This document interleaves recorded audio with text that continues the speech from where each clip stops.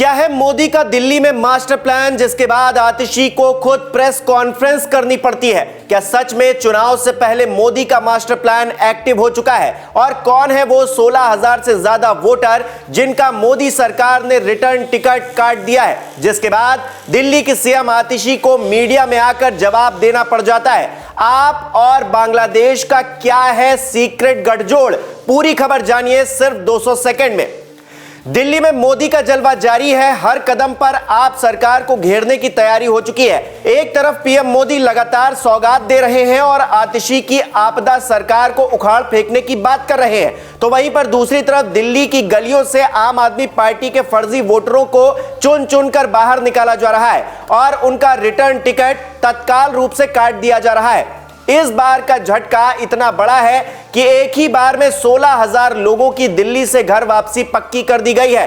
तो कौन है वो लोग जिन्हें दिल्ली से निकाला जा रहा है और क्यों आतिशी को मीडिया के सामने आना पड़ता है और कहना पड़ता है कि वोट के अधिकार का घोटाला हो रहा है? ये बात आपको जरा विस्तार से समझाते हैं। पहले आप जरा आतिशी के इस बयान को गौर से सुन लीजिए। जो एक आम व्यक्ति वोट डालता है अपने प्रतिनिधि को चुनने के लिए, आज उस वोट के अधिकार पर घोटाला कर रही है और इस देश के संविधान और इस देश के लोकतंत्र की धज्जियां उड़ा रही है। तो देखा आपने किस तरह से आतिशी बीजेपी के ऊपर वोट घोटाले का आरोप लगा रही हैं, लेकिन अब आपको जरा यह भी समझा देते हैं कि आखिरकार वो कौन लोग हैं जिन्हें दिल्ली से निकालने की खबर आते ही आतिशी को प्रेस कॉन्फ्रेंस करनी पड़ जाती है।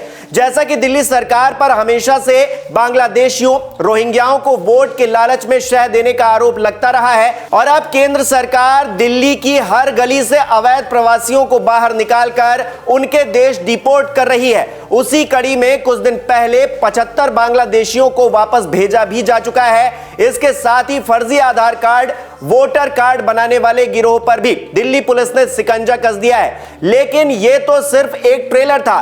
पीएम मोदी ने इन सभी बांग्लादेशियों को देश से निकाल फेंकने की तैयारी कर ली है और इसी दिशा में काम करते हुए 16,000 से ज्यादा बांग्लादेशियों की एक लिस्ट भी तैयार की जा चुकी है। और जब ये 16,000 लोगों की खबर बाहर आती है तो दिल्ली सरकार ऊपर से नीचे तक हिल जाती है।